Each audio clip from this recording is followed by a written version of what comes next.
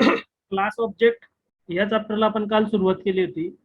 Class म्हणजे काय असतं, ऑब्जेक्ट काय असतो, क्लास कशा प्रकारे तयार करायची, क्लास पासून आपण ऑब्जेक्ट कसं तयार करणार, ह्या गोष्टी आपण काल समजल्या होत्या. काही डाऊट बरं कुठल्या टॉपिकला? कालच्या कुठल्या टॉपिकला डाऊट?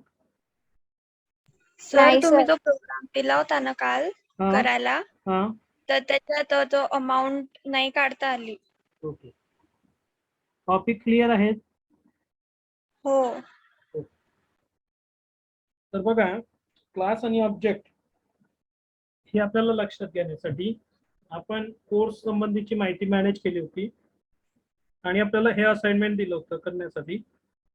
तर आपल्याला या असाइनमेंटला आपल्याला प्रॅक्टिकली कम्प्लीट करायचं आहे. तर इकडे हे टार्गेट समोर ठेवलं. आता आपल्याला कंपायलर ओपन करणं डायरेक्टली. void main नवीन फाईल घेतलं एक, save bill.cpp void main bracket open close clr get ch save.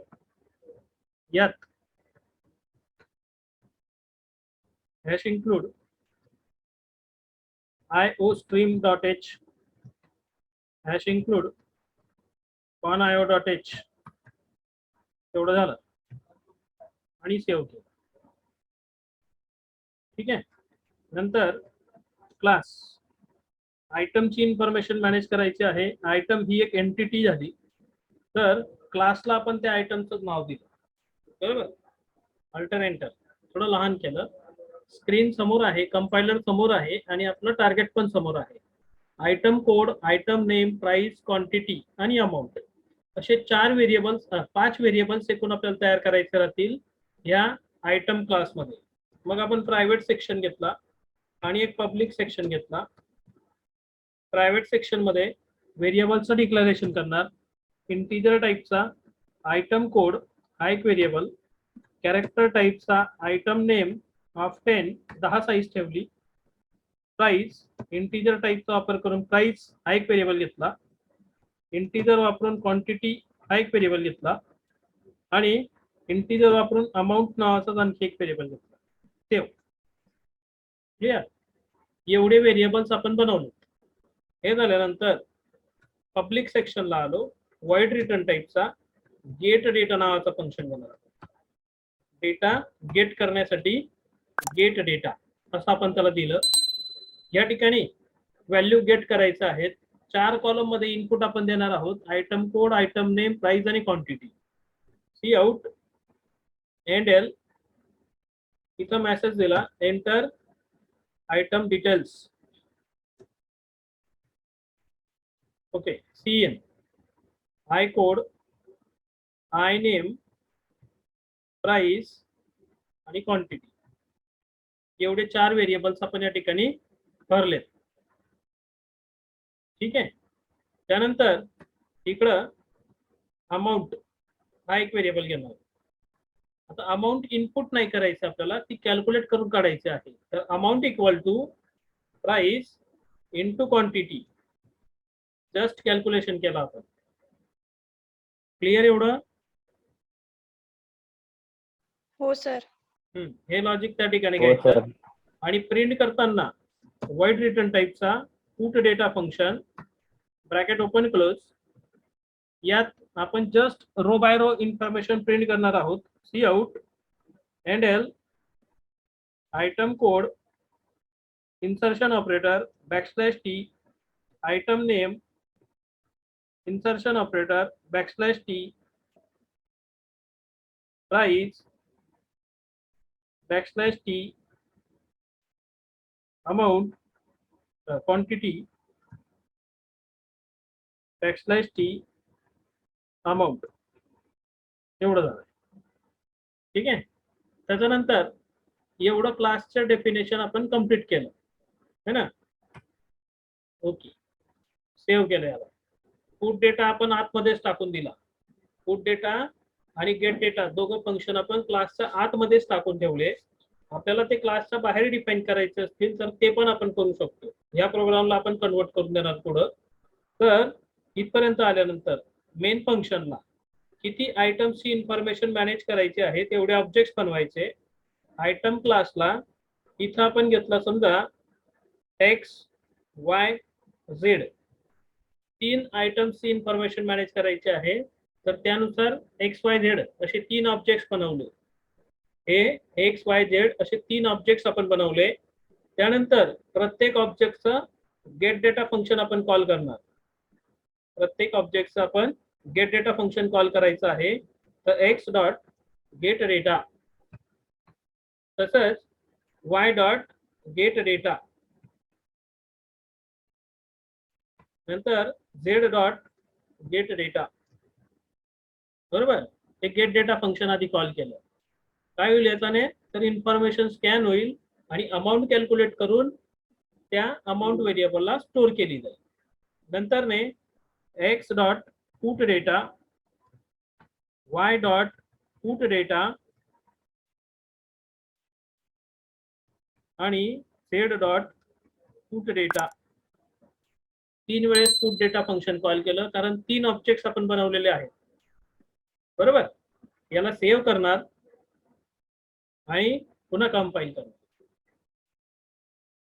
Run झालं. याच्यात item code 101 lux 10 rupees price 5 quantity enter. लगेच दुसऱ्या आयटमची इन्फॉर्मेशन 102 रिन 15 rupees 2 quantity. 103 sugar 35 rupees 2 quantity enter. हे बघा, ज्याचा त्याचा अमाऊंट त्या ठिकाणी कॅल्क्युलेट होऊन प्रिंट झाला. पूर्ण डेटा पण प्रिंट केला है ना. आता काय करायचं आहे आपल्याला, तर जे इनपुट दिलं आहे, हे जे इनपुट वरचं दिसतंय टेबल प्रिंट होण्याच्या आधीच, ते आपल्याला क्लीन झालं पाहिजे. आणि या टेबलच्या प्रत्येक कॉलमला हेडिंग आपल्याला लावायचे आहे. बरोबर, प्रत्येक म्हणजे कॉलमला हेडिंग वरती दिसलं पाहिजे, जे कॉमन राहील प्रत्येक रो साठी. आता आणि मग टोटल पण करायचे राहील. तर आता याला ऍड करण्यासाठी, हेडिंग वगैरे टाकण्यासाठी हेडिंग आपल्याला प्रत्येक रो साठी कॉमन ठेवायचं आहे. म्हणून पुट डेटा फंक्शन मध्ये हेडिंग आपण टाकणार नाही. पुट डेटा मध्ये जर आपण हेडिंग टाकून दिलं तर ते रिपीट होणार. प्रत्येक रो नंतर त्या प्रत्येक रोच्या वरती हेडिंग दाखवेल. आपल्याला असं नकोय, डायरेक्ट वरतीच हेडिंग आलं पाहिजे. म्हणून मेन फंक्शन मध्ये आपण हेडिंग टाकणार C out end L backslash t किंवा नेम घेतला आधी, आय कोड आहे, I code backslash t I name backslash t price backslash t quantity backslash t amount. एवढं झालं आणि सेव्ह. बरोबर, इथपर्यंत आपण कॉलम हेडिंग करणार. आणि डेटा गेट झाल्यानंतर पुट करण्याच्या आधी त्याला आपल्याला स्क्रीन क्लिअर करून टाकायची. स्क्रीन क्लिअर पण केली जाईल. रन. हे आलं. इथं पहिल्या आयटमची डिटेल टाकली, दुसऱ्या आयटमची डिटेल टाकली, तिसऱ्या आयटमची डिटेल टाकली. हे बघा, डायरेक्ट वरती आलं एडिट है ना, कारण स्क्रीन क्लिअर करून दिली आपण प्रिंटच्या वरती. पुट डेटा फंक्शन कॉल करण्याच्या आधी स्क्रीन क्लिअर केली, म्हणून या पद्धतीने इन्फॉर्मेशन टॅब्युलर फॉर्मॅट मध्ये दाखवली जाईल. आता व्हर्टिकल टोटल करायची आहे आपल्याला. अमाऊंटचा जो कॉलम आहे त्याची व्हर्टिकल टोटल आली पाहिजे है ना, जसं आपण स्ट्रक्चर मध्ये केलं होतं सीच्या त्या पद्धतीने. इथपर्यंत क्लिअर? हो सर. हो सर. ओके. तर आता शेवटी अमाऊंट कॅल्क्युलेट करायची आहे. मग अमाऊंट कॅल्क्युलेट जर करायची, टोटल कॅल्क्युलेट करायची आहे अमाऊंटची, तर त्यासाठी आपण व्हेरिएबल जो आहे टोटल साठीचा तो क्लासमध्ये नाही घेणार. क्लासमध्ये तो व्हेरिएबल घ्यायचा नाही, कारण तो सगळ्यांची टोटल करणार आहे. म्हणून त्याला आपण इथं बनवणार मेन मध्ये. इंटीजर टोटल आणि त्याला 0 ने इनिशियलाइज करून द्या किंवा डायरेक्टली आपण त्याला एवढंच केलं, डिक्लेअर केलं फक्त समजा. आता इथपर्यंत आल्यानंतर पुट डेटा झालं की मग सगळे पुट डेटा फंक्शन कॉल झाले की त्याचा खाली total equal to total plus किंवा मग total equal to x dot amount plus y dot amount plus z dot amount, म्हणजे तिघा ऑब्जेक्टच्या जे अमाऊंट आहे त्याचे ऍडिशन आपण टोटलला ठेवली आणि मग सी आउट बॅकस्लॅश एन किंवा मग एंड एल आणि मग इथं टॅब कॅरेक्टर्स टाकले आपण backslash t total equal to total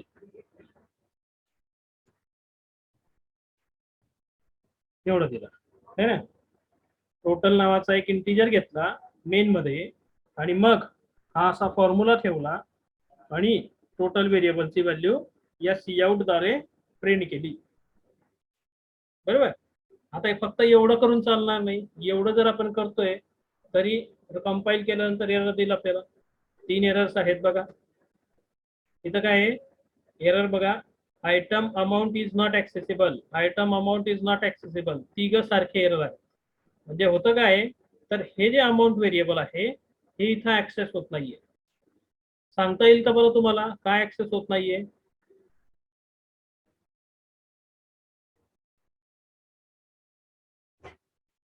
amount variable main फंक्शनला ऍक्सेस का नाही होते?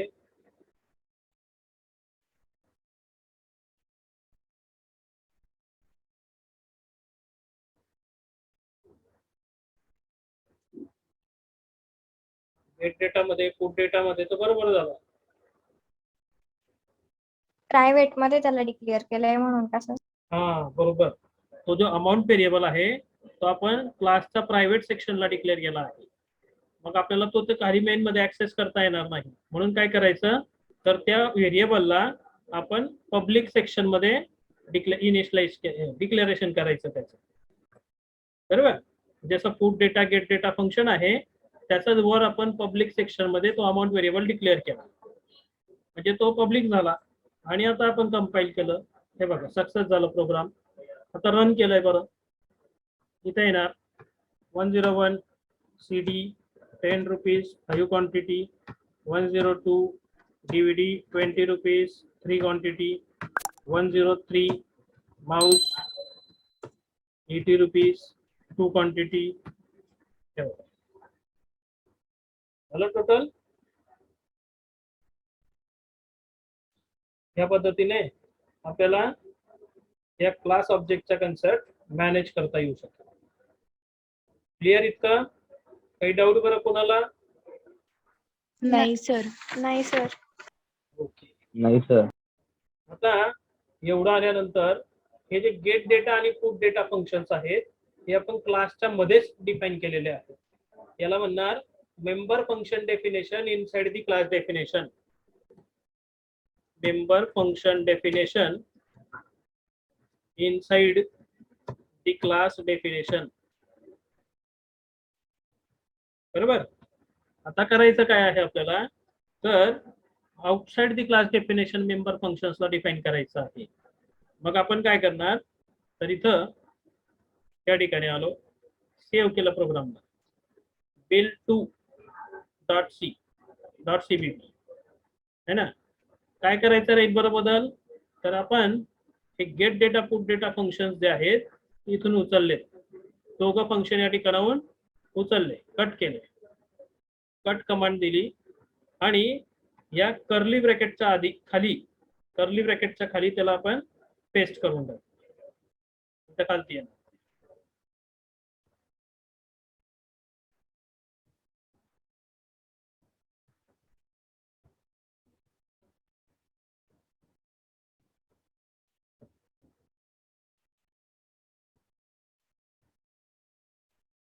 बरोबर. हे member function definition outside the class definition झालं.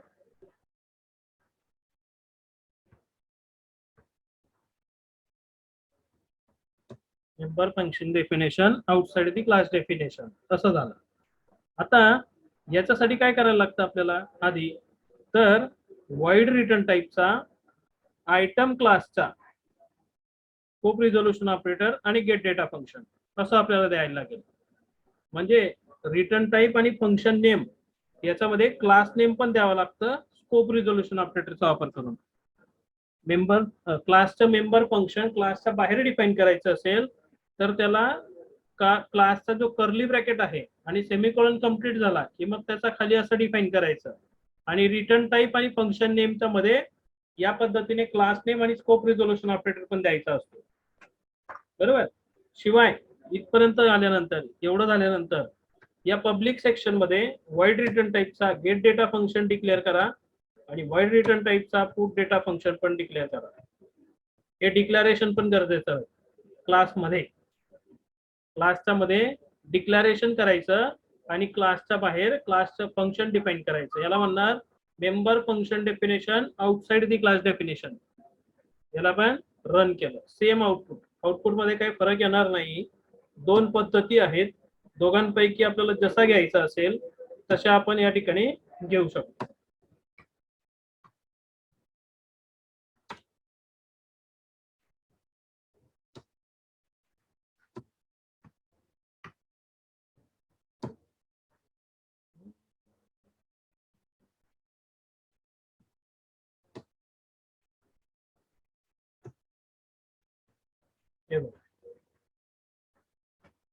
क्लिअर एवढं?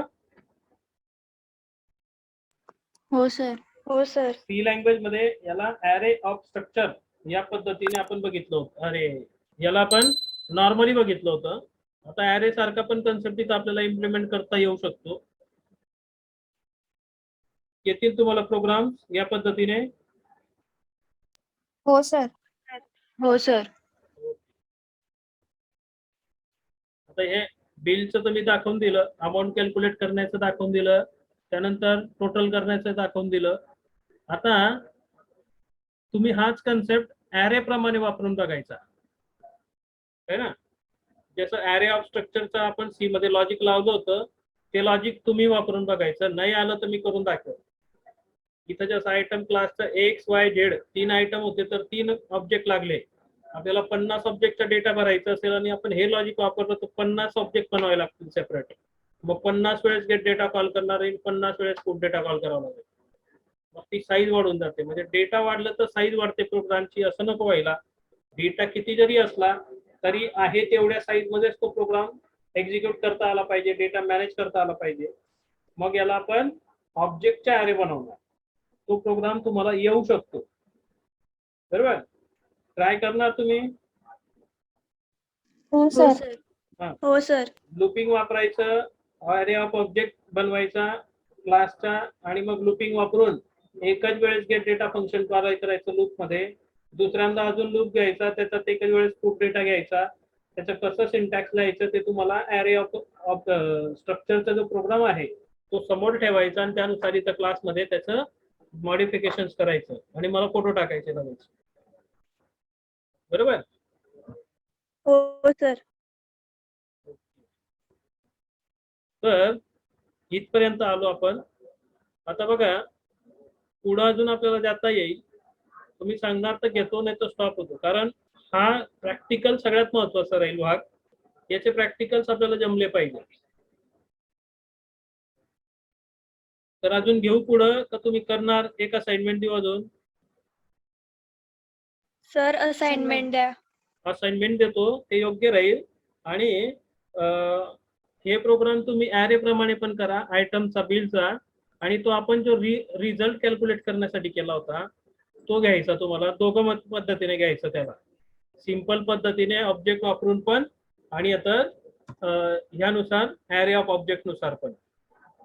रोल नंबर, स्टुडंट नेम, नंतर M1 M2 M3 total percentage and result. बरोबर. 1 2 2 3 घ्यायचे स्टुडंट.